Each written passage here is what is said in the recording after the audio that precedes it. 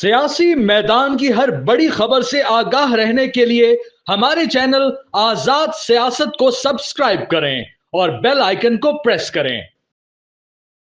Opposition کے grand alliance کی بہت بازگشت ہے۔ اسد کیسر کے گھر پر ایک میٹنگ ہوئی ہے جہاں مولانا فضل الرحمان، شاہد خاقان عباسی، علامہ ناصر راجہ اور دیگر لوگ موجود تھے۔ اب اگر دیکھا جائے تو ان میں شاہد خاقان عباسی اور محمود خان کا نیا اضافہ ہے۔ ان کی سیاسی جماعت کو آپ نیا ایڈیشن کہہ سکتے ہیں، لیکن ابھی کوئی باقاعدہ اپوزیشن کے گرینڈ الائنس کا اعلان نہیں ہوا ہے۔ اس کے اعلامیے میں ملک میں نئے انتخابات کی بات کی گئی ہے کہ ملک میں نئے انتخابات ہونے چاہیے، لیکن وہ نئے انتخابات کیسے ہوں گے اس کا بھی کوئی روڈ میپ نہیں ہے۔ نہ کوئی احتجاجی تحریک کا اعلان ہے، نہ کوئی عدم اعتماد لانے کا اعلان ہے۔ دیکھیں ملک میں نئے انتخابات کیسے ہو سکتے ہیں؟ 4 صوبوں میں 4 صوبائی حکومتیں موجود ہیں۔ کے پی میں تو پی ٹی آئی کی حکومت موجود ہے، سندھ میں پیپلز پارٹی کی ہے، پنجاب میں نون لیگ کی ہے، اور بلوچستان میں ایک مخلوط حکومت مسلم لیگ نون اور پیپلز پارٹی کی موجود ہے۔ اگر ملک میں عام انتخابات ہونے ہیں تو چاروں صوبائی اسمبلیوں کا ٹوٹنا ناگزیر ہے۔ ہم نے پہلے دیکھا ہے کہ 2 صوبوں کی حکومتیں توڑ کر بھی ملک میں عام انتخابات نہیں ہوئے تھے، اور اس دلیل کو زیادہ مضبوط مانا گیا تھا کہ چاروں صوبوں اور مرکز میں ایک ہی دن انتخابات ہونے چاہیے۔ لہذا کیا جو اپوزیشن کا الائنس ہے وہ صرف قومی اسمبلی کے انتخابات دوبارہ چاہتا ہے اور صوبائی اسمبلیاں اپنی جگہ موجود رہیں گی؟ کیونکہ پنجاب میں مسلم لیگ نون کی اکیلی اکثریت ہے، وہ حکومت آپ کیسے توڑ سکتے ہیں؟ وہ تو کوئی اتحادی حکومت نہیں۔ سندھ میں پیپل پارٹی کی مکمل اکثریت ہے، وہ کوئی اتحادی حکومت نہیں، وہ حکومت آپ کیسے توڑ سکتے ہیں؟ کے پی میں پی ٹی آئی کی مکمل اکثریت ہے، وہ کوئی اتحادی نہیں، وہ حکومت کیسے توڑ سکتے ہیں؟ اور جب تک نون اور پیپل پارٹی کا الائنس ہے بلوچستان کی حکومت قائم رہے گی۔ تو قومی اسمبلی کے انتخابات کروانے کے لیے آپ کو پہلے تو چاروں صوبائی اسمبلیاں بھی تو توڑوانی ہے نا۔ ان کی حکومتیں کیسے توڑیں گے؟ وہ تو قومی مرکزی حکومت سے زیادہ مضبوط صوبائی حکومتیں ہیں۔ جس صوبے میں جس جماعت کی حکومت ہے وہ زیادہ مضبوط حکومت ہے مرکز کی نسبت۔ پنجاب میں نون لیگ کی مضبوط حکومت موجود ہے، سندھ میں پیپلز پارٹی کی مضبوط حکومت موجود ہے، کے پی میں پی ٹی آئی کی مضبوط حکومت موجود ہے۔ تو جب آپ ملک میں نئے انتخابات کی بات کرتے ہیں تو یہ مضبوط حکومتیں کیسے توڑیں گے جی؟ یہ کیسے ٹوٹیں گی؟ اور اگر آپ نے قومی اسمبلی کے صرف انتخابات کروانے ہیں اور صوبائی اسمبلی اپنی جگہ موجود رہیں گی تو جس صوبے میں جس پارٹی کی حکومت ہے وہ اپنا صوبہ جیت لے گا قومی اسمبلی کی سیٹیں۔ یہ انتخابات آپ کو قبول ہوں گے کہ پنجاب میں مریم نواز کی حکومت ہو اور قومی اسمبلی کے انتخابات ہو رہے ہوں، سندھ میں مراد علی شاہ کی حکومت ہو اور قومی اسمبلی کے انتخابات ہو رہے ہوں؟ اور کیا مولانا فضل الرحمان کو یہ بات قبول ہوگی کہ پی ٹی آئی کی کے پی میں حکومت ہو اور کے پی میں انتخابات ہو رہے ہوں؟ وہ تو پہلے ہی کے پی میں پی ٹی آئی کا مینڈیٹ جعلی کہتے ہیں، اور بلوچستان میں تو ویسے ہی اسٹیبلشمنٹ کی مرضی کی حکومت بنتی ہے۔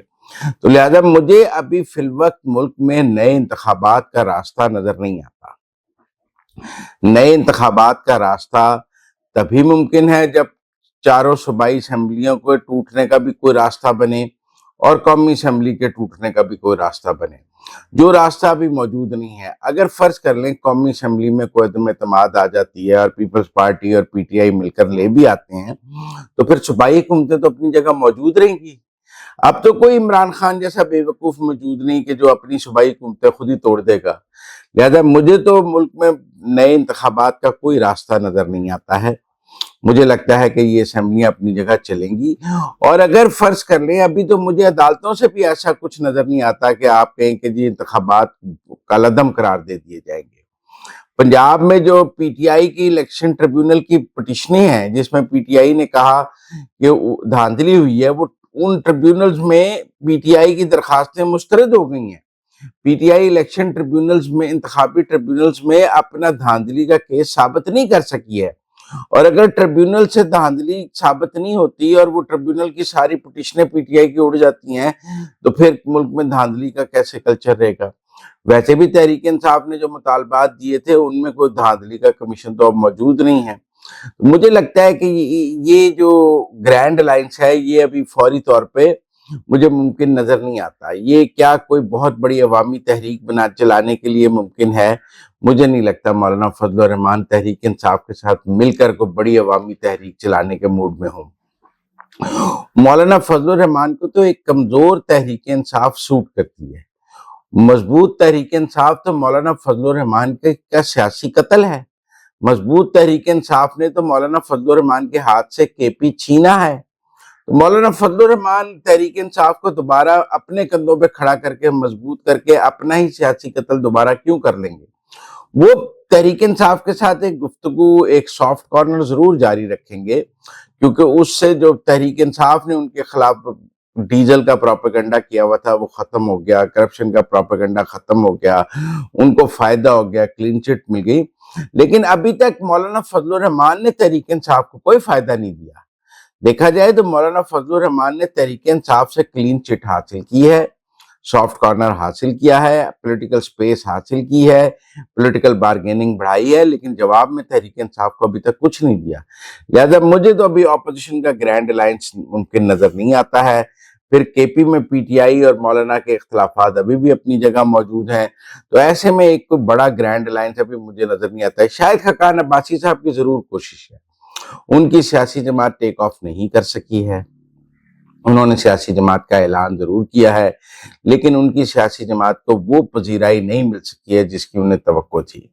کوئی لوگ چھوڑ کر ان کے ساتھ نہیں آئے ہیں، وہ کوئی عوامی طاقت بھی نہیں بن سکے ہیں. ان کی ایک ڈرائنگ روم سیاسی جماعت بن گئی ہے. ان کی سیاسی جماعت کی کوئی عوامی حیثیت نہیں ہے. وہ خود بھی شاید اپنی سیاسی جماعت کے ٹکٹ پر الیکشن نہ لڑیں. وہ اپنی سیاسی جماعت کے ٹکٹ پر نہ خود الیکشن لڑ سکتے ہیں، نہ ان کا مفتاح اسماعیل لڑ سکتے ہیں. انہیں کسی کندھوں کی ضرورت ہے الیکشن لڑنے کے لیے. وہ تو اتحادی سیاست میں جانا چاہیں گے اور تحریک انصاف کی B ٹیم بننا چاہیں گے. لیکن مولانا فضل الرحمان کو تو تحریک انصاف کی B ٹیم بننے میں کوئی فائدہ نہیں ہے. ان کا تو اپنا ووٹ بینک موجود ہے. لہٰذا میں شاہد خاقان عباسی اور مولانا فضل الرحمان کو الگ الگ دیکھنا پڑے گا. شاہد خاقان عباسی کی حیثیت اس وقت 0 کی ہے. مولانا فضل الرحمان تو 0 نہیں ہے. ان کے پاس تو ایک سیاسی طاقت موجود ہے. لہذا مجھے لگتا ہے کہ اپوزیشن کے گرینڈ الائنس اگر کبھی بنے گا بھی تو وہ مولانا فضل الرحمان کی شرائط پر بنے گا. اس میں تو پھر تحریک انصاف کو کافی کنسیشنز دینی پڑیں گی. اس کا کوئی چارٹر بنے گا، اس پر کوئی دستخط ہوں گے، تو پھر تحریک انصاف کو ان باتوں پر دستخط کرنے پڑیں گے جو مولانا کہیں گے.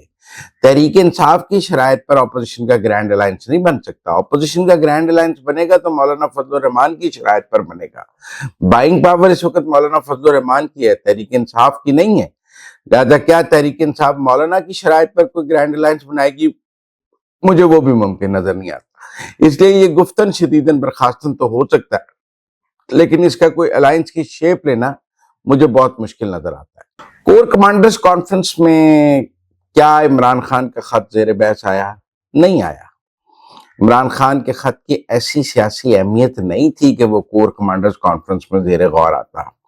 آپ بتائیں ملک میں کون سی آگ لگی ہوئی ہے کہ corps commanders conference Imran Khan کے خط پہ غور کرنا شروع کر دیتے ہیں؟ کون سے، میرا مطلب ہے پاکستان کا نظام حکومت یا نظام کار جو ہے وہ مفلوج ہو گیا ہے کہ کور کمانڈرز کانفرنس کو اس خط پہ غور کرنا پڑ جاتا. 14 سال قید ہوئی، 2 بندے باہر نہیں نکلے.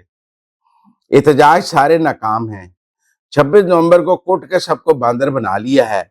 اب سمجھ ہے کہ کوئی اسلام آباد کی طرف کال دینے کی مشکل ہی جرت کرے گا. تو اب گنڈا پور اور جنید اکبر کے اختلافات اپنی جگہ ہیں. گنڈا پور اپوزیشن اسٹیبلشمنٹ کے راگ اور گیت گا رہے ہیں، جنید اکبر اسٹیبلشمنٹ کو گالیاں نکال رہے ہیں، پارٹی تقسیم ہے. اب کور کمانڈرز کانفرنس میں کیا اہمیت ہے اس خط کی کہ اس خط کو زیر غور لایا جائے؟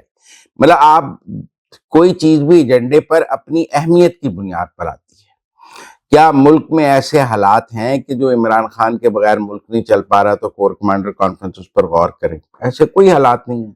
ملک چل رہا ہے، ٹھیک چل رہا ہے.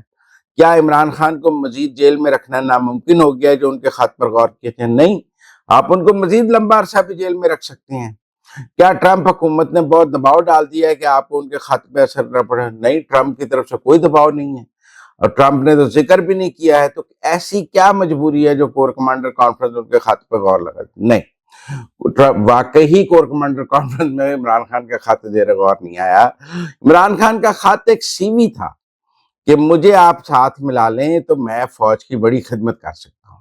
وہ کہتے ہیں کہ اگر فوج اور عوام میں خلیجی دور کرنی ہے تو مجھے اقتدار میں لے آئیں، میری حکومت بنا دیں، میں یہ خلیجی دور کر دوں گا۔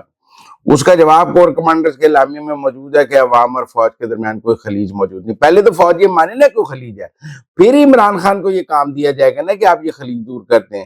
فوج تو کہتی ہے عوام ہمارے ساتھ کھڑے ہیں، اور عوام کو ہر جگہ ان کے ساتھ کھڑے ہیں۔ تو اس لیے میرے خیال میں کور کمانڈرز کانفرنس میں واقعی کوئی زیر غور نہیں آیا۔ جو سیکیورٹی ذرائع سے بات چیت ہے، یہ ایک غیر اہم خط تھا جسے میڈیا نے بہت اہمیت دی ہے۔ ہمارے لیے یہ چند دن گفتگو کا باعث تھا، لیکن مجھے نہیں لگتا کہ اسٹیبلشمنٹ کی ٹیبل پہ اس کی کوئی اہمیت تھی۔ اسٹیبلشمنٹ کی ٹیبل پہ اس خط کے مندرجات میں ایسا کچھ بھی نہیں تھا جو اسٹیبلشمنٹ کو اٹریکٹ کرتا اور وہ کہتے ہیں اچھا یہ آفر آ گئی ہے تو اس پر بات کر لیتے ہیں۔ اس میں اسٹیبلشمنٹ کے لیے کچھ بھی نہیں تھا، سب کچھ عمران خان اپنے لیے مانگ رہے تھے۔ تو فی الحال اسٹیبلشمنٹ کو عمران خان کو کچھ دینے کی ضرورت ہی نہیں ہے، اور پھر فی الحال عمران خان اور اسٹیبلشمنٹ کے درمیان کوئی گارنٹر بھی تو نہیں ہے۔ کیا بات چیت ہو سکتی ہے؟ یہ خط ظاہر کر رہا ہے کہ پہلے بھی بیک چینل کوئی ڈپلومیسی نہیں تھی، کیونکہ اگر آپ کی بیک چینل بات چل رہی ہو تو پھر آپ کو خط لکھنے کی ضرورت نہیں پڑتی اور وہ میڈیا کو جاری کرنے کی، آپ اپنے چینل سے گفتگو کر لیتے ہیں۔ یہی باتیں بیک چینل سے ہو سکتی تھیں جو خط میں لکھی گئی ہیں۔ اس کا مطلب ہے کہ کوئی بیک چینل موجود نہیں تھا، لہذا آپ کو خط لکھنے کی ضرورت پڑ گئی۔ آپ نے سوچا مجھ سے کوئی بات ہی نہیں کر رہا، اچھا میں خط لکھ دیتا ہوں، اور خط کے بعد بھی کوئی آپ سے بات کرنے کے لیے تیار نہیں ہے۔ آپ خط کے ذریعے بھی جو بات کرنا چاہتے ہیں اس کا بھی آپ کو کوئی جواب نہیں آئے گا۔ کیا رکاوٹ ہے؟ یہ بہت بڑا سوال ہے کہ اسٹیبلشمنٹ کی طرف سے کیا رکاوٹ ہے۔ مجھے لگتا ہے جب تک عمران خان 9 مئی پر عوام سے کھل کر معافی نہیں مانگیں گے، اس کی ذمہ داری قبول نہیں کریں گے، فوج ایک قدم آگے نہیں بڑھ سکتی۔ عاصم منیر کے لیے یہ ممکن ہی نہیں ہے کہ وہ عمران خان جب تک 9 مئی پر معافی نہ مانگیں، 9 مئی کی ذمہ داری قبول نہ کریں، فوج اور یا اسٹیبلشمنٹ اور عمران خان کے درمیان کوئی بات چیت ہو سکے۔ بات چیت کا نقطہ آغاز معافی نامہ ہوگا، خط نہیں ہوگا۔ جب وہ 9 مئی پر معافی مانگیں گے اور اس کی ذمہ داری قبول کریں گے، اس کے بعد میں سمجھتا ہوں کہ بات چیت کی بات چل سکتی ہے۔ اس خط میں جو ہے اس خط سے بات آگے نہیں بڑھ سکتی۔ لہذا اگر تو عمران خان فرسٹریٹ ہو رہے ہیں اور ان کی فرسٹریشن ہے کہ ان کی اسٹیبلشمنٹ سے بات آگے نہیں بڑھ رہی ہے اور انہوں نے یہ خط کسی فرسٹریشن میں لکھا ہے، تو پھر یہ فرسٹریشن معافی نامے تک پہنچے گی، کیونکہ یہ پولیٹیکل کیلکولیٹڈ موو تو نہیں ہو سکتی۔ مجھے لگتا ہے اس خط نے کشیدگی بڑھائی ہے، اس خط نے تناؤ کم نہیں کیا ہے، اس خط نے حالات بہتر نہیں کیے ہیں، اس خط نے کشیدگی میں تناؤ میں اضافہ کیا ہے۔ لہذا اس سے میرا خیال ہے ان کا یہ جو موو ہے یہ کاؤنٹر پروڈکٹیو ہے۔ ان کی اپنی پارٹی کے لوگ بھی اس کو کاؤنٹر پروڈکٹیو کہہ رہے ہیں اور اس کو کوئی پازیٹیو موو نہیں کہہ رہے۔ عمران خان نے کہا ہے میری اہلیہ سے ملاقات نہیں کرائی جا رہی۔